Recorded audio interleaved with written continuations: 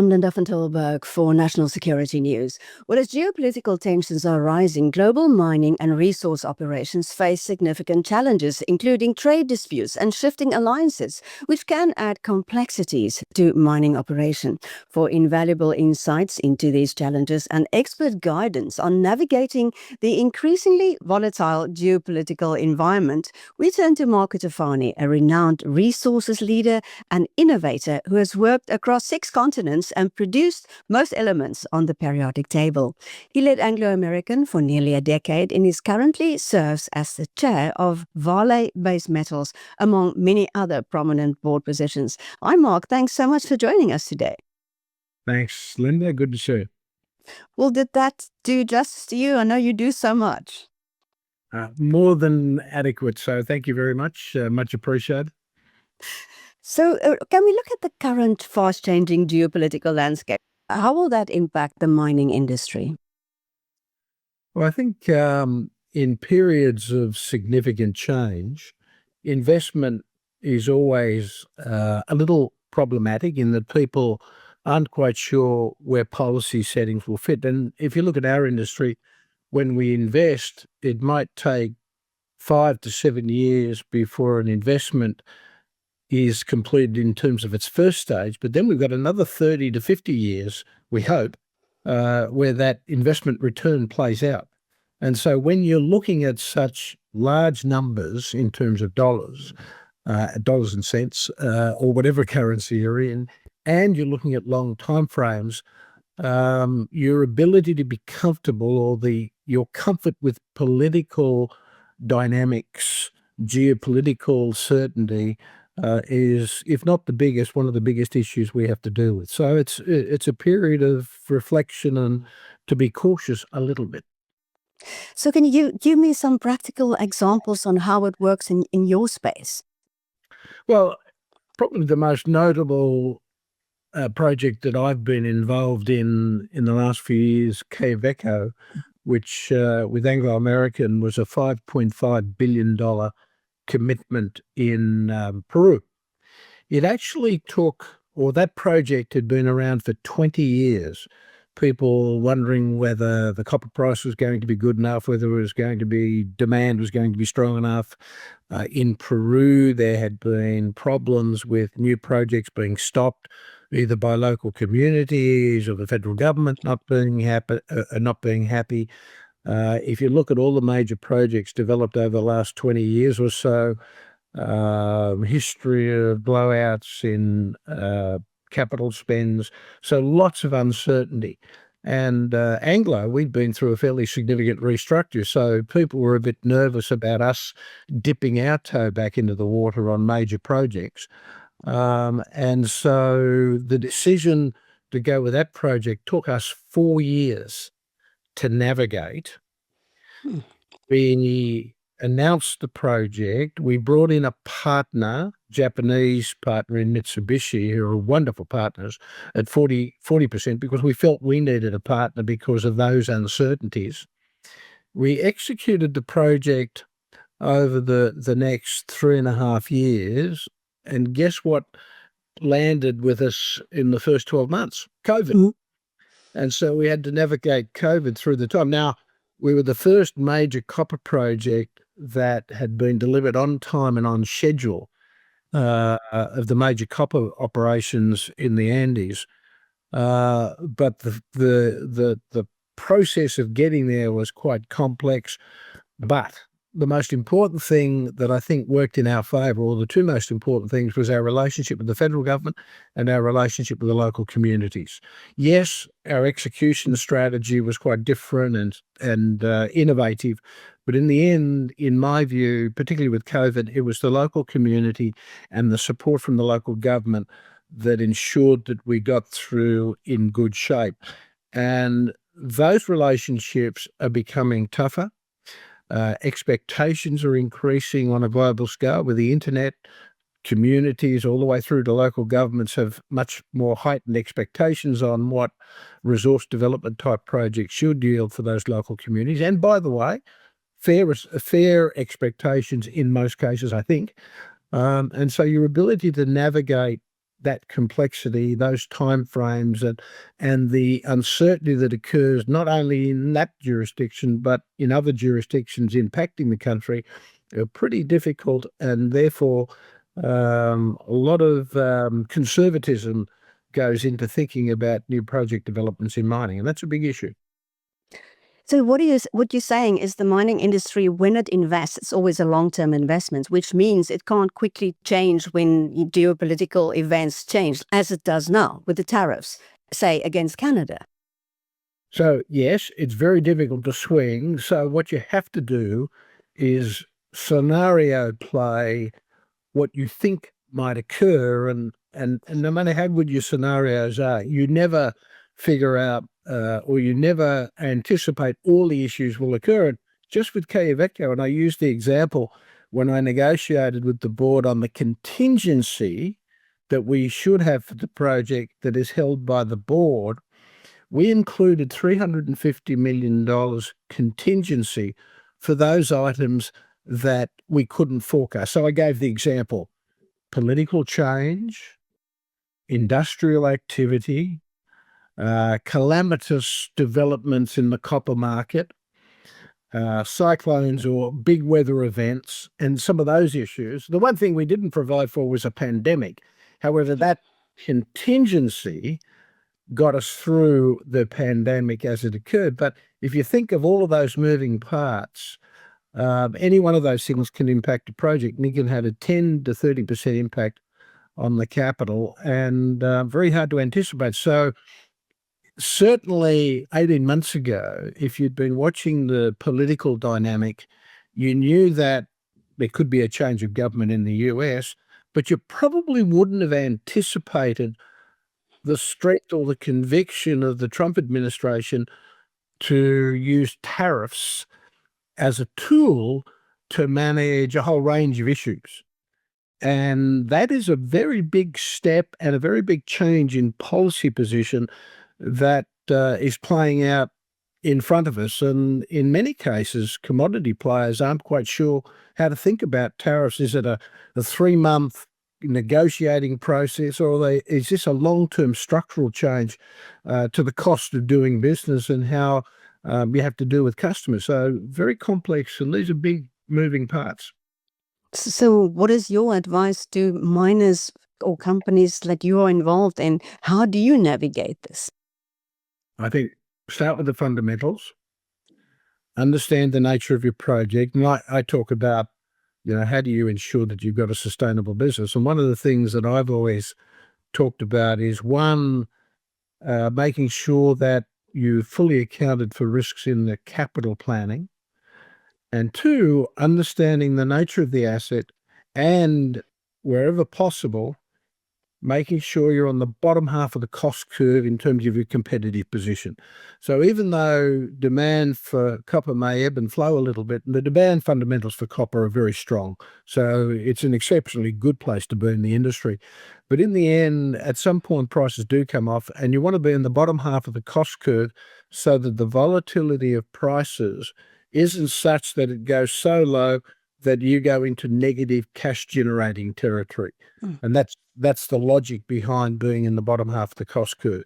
So by definition, there's another 50% are on the wrong side of that position who really do struggle through extreme drops in the price. So that's a big issue. And then by definition, half the projects, if you use my logic, won't be developed. Now there's a bit of a tail here in that if they don't get developed, then your position on the cost curve changes. But that's the type of dynamic, and they're the sorts of things you have to think through. But you do have to get it back to the basics. Can you build the project for what you thought you're going to build it?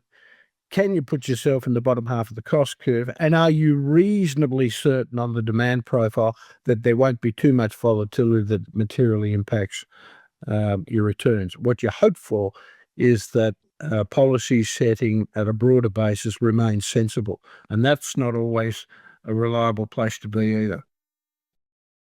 So if miners, at the moment you say that there's a bit of, people are a bit cautious when it comes to investing in mining projects. So are they looking elsewhere for investors, possibly focusing rather on the Middle East, or? China to get investments instead of the countries involved in these geopolitical shifts? Yes, very simply. So what's happening is those jurisdictions that they see or people see as more stable are more likely to attract investment. Now, again, at the moment, Saudi Arabia has been very aggressively marketing its position as a stable investment destination, and they've done a very good job. One, politically, very stable. Two, they have relationships with China, with US, with Europe. So they've been very, I think, sophisticated in the way they've positioned themselves politically, and they've made it very attractive to invest in the country. Now, they also have good geology, which is helpful when you're looking at mining projects. Now, there are many other countries that have great geology that haven't been, if you like, as welcoming to investment, but still have great strengths. Chile's been a good investment location. We found Peru very positive when you understand the local dynamics, which I think there's a responsibility on companies to do their homework and understand what we need to do to improve position in various companies. But those countries that can provide you with consistency in their policy frameworks, comfort that you retain the rights to your assets over the long term, but at the same time are prepared to be open and make sure that they're giving you feedback so that you don't get to a situation where things have to stop, that you can work together and adjust for any issues that may not be working out. And that really means that we've got to be very good on the dialogue side. And at the end of the day, as a company, you've got to initiate, you've got to be there, you've got to provide the opportunity to have those conversations. And on the other side, from a government perspective, consistency of policy between administrations is very important as well. So, I mean, I could go on. There's a responsibility on both sides to get that relationship right. Is the relationship between Botswana and De Beers an example of where it went wrong for a little bit, but they managed to pull it back and correct it? Well, firstly, I think Botswana and the De Beers relationship has been one of the great examples of a relationship that's worked over many years. And so we mustn't forget the length of the relationship and how strong a relationship it's been and how much of a partnership it's been. So, and that's credit to both parties. Clearly, in the last few years, that got a little bit difficult, and obviously the last two negotiations have been very difficult. I wouldn't like to speculate either way on what may or may not have gone wrong. I always felt we had a good relationship with the government, and even in my last meeting with the government was very constructive and very positive. So I can only speak of a good relationship that I had with the government. But the good news is it appears as though where there may have been a wrinkle in the relationship, it seems to be getting back to a more constructive relationship. So well done to both parties for repairing anything that might have occurred. The key now for both will be to work together to improve the diamond industry, because the diamond industry needs a good relationship with De Beers and Botswana. It needs for other players to be in good relationships to invest in the diamond industry and help promote the products. And I think that's a very important that's very important for the health of the industry on a go forward basis. Can we stay with Africa? Well, you've teamed up with Tony Treyer and Mick Davis to buy the Glencore Zanaga. Yep. Zanaga iron ore project in Congo Brazzaville. So are you seeing opportunities emerging in that region and more broadly in Africa? Well, first thing on the Zanaga structure, Andy Treyer and the team have done a wonderful job in moving on the transaction. Mick and Tony are much bigger players in the venture than myself. Tony O'Neill and I are there supporting from a technical perspective, but it's great to be involved. And a great opportunity, I think, and again, another opportunity in Africa that if we can be successful in taking it forward, good for the community, good for the continent, sends all the right messages, and the government have been very supportive as well. So I think that's a really positive story, but a lot to be done to get it to where we'd like to go. I think in Africa, lots of opportunities, but again, there are complexities Mm. uh, across the continent regarding, again, policies, political frameworks. But I'm an optimist, and I remain an optimist regarding Africa. 40% of the world's natural resources, age demographic, one of the strong demographics in terms of the next 30 to 40 years, in terms of the global development and the health of the globe, and people on the globe, elimination of poverty, improving wealth. And we've got to start from home in Africa. And so I'm an optimist, and also someone that believes that we can all do something to help. And Zanaga's an example of something we can do. South Africa, for me, is a great jurisdiction, always has been. So lots of opportunities in Africa. And I think if we can, through other countries that have that ability to invest, create constructive relationships where the local communities benefit, the country benefits, then on a much broader basis, that's good for the world. And so being there is a great place to be at the moment. A trend that I've seen emerge, especially now in the Trump era, is the concept of muscle in Africa in exchange for minerals. In other words, if you help us to sort out our problem in the DRC, I think that's the offer came from the DRC. You maybe can mine our minerals. That's what's happening in Ukraine as well. Do you mind commenting on that? Well, so if you look at the history of the world, politics is part of our daily life. I try not to stick my foot into politics because, as a business person, that's always can sometimes be fraught. What I try and do is, one, understand policy frameworks. I provide feedback to governments, social players in the mix, local communities, try and provide them with honest and open feedback on what we would need to be able to invest and deliver benefits over the long term to those communities, to the regions, and then to the governments, and try and be a positive intercalator in the conversation around social development. People have asked me about this tendency I have to look very closely at social development and mining as part of a social development strategy. And when my partner and I, many years back, and I'm talking about Peter Bryant and the Development Partner Institute, set up that institute, it was about providing objective advice to governments, to others on how they might think about using the mining industry to help develop broader infrastructure.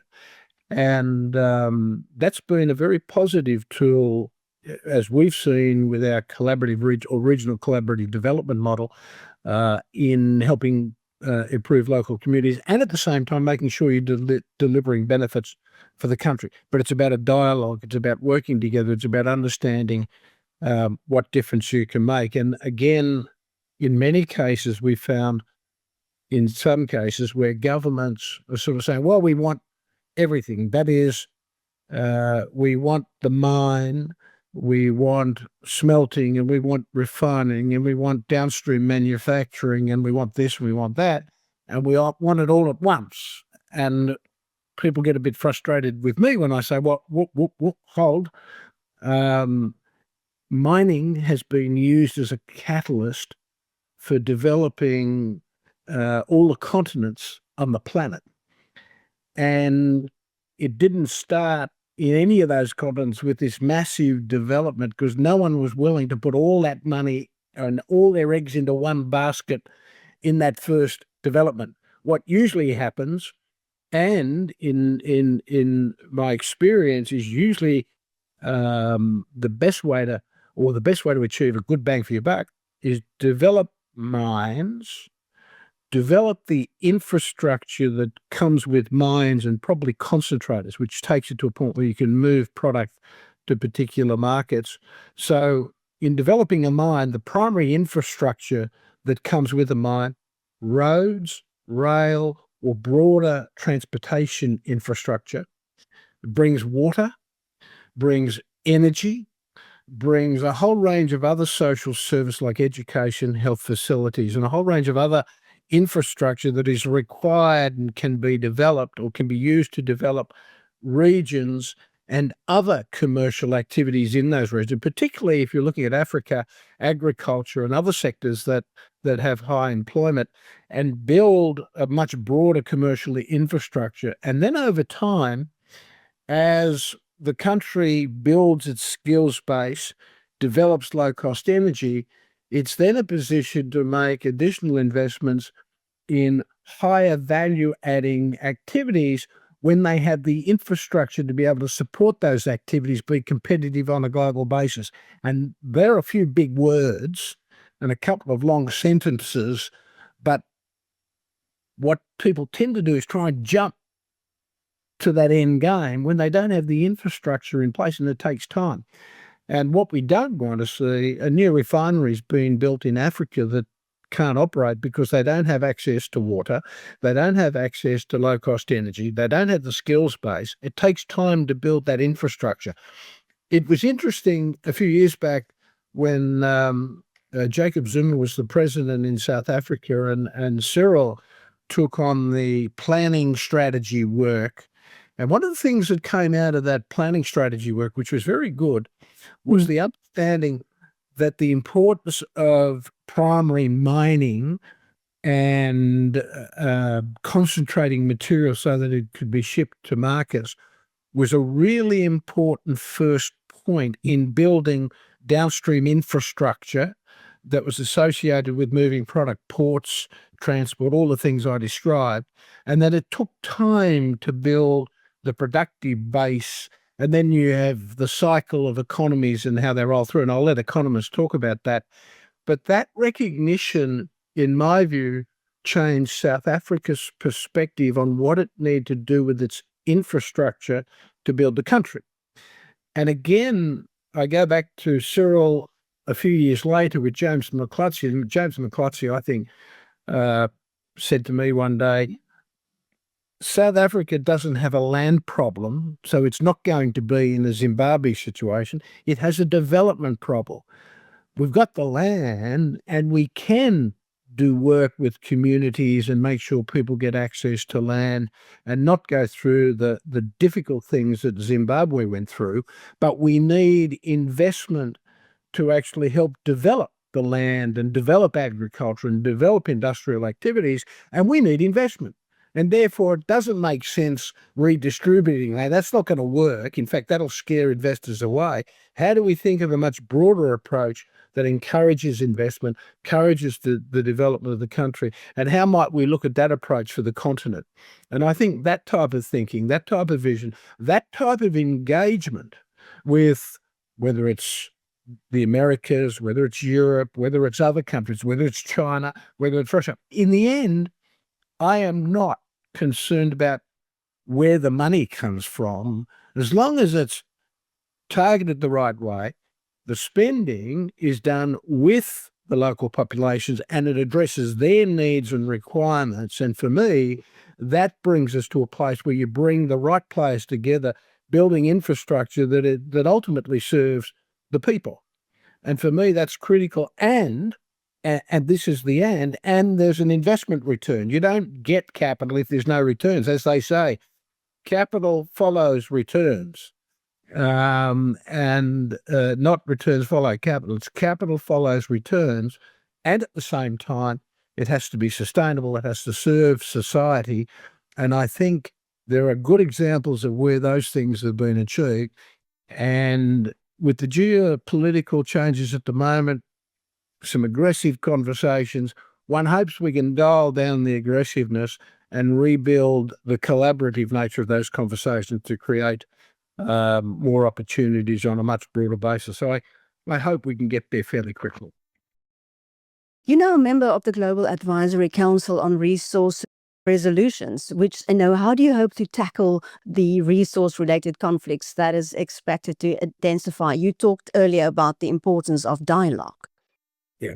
Well, so again, this is a space I'm committed to, and with the establishment of the Development Partner Institute, Peter and I tried to create a safe space for people to help understand how they might conceive and develop their businesses with communities, and we saw that the expression of those approaches through the collaborative regional development package in Anglo American, and others have picked that ball up as well.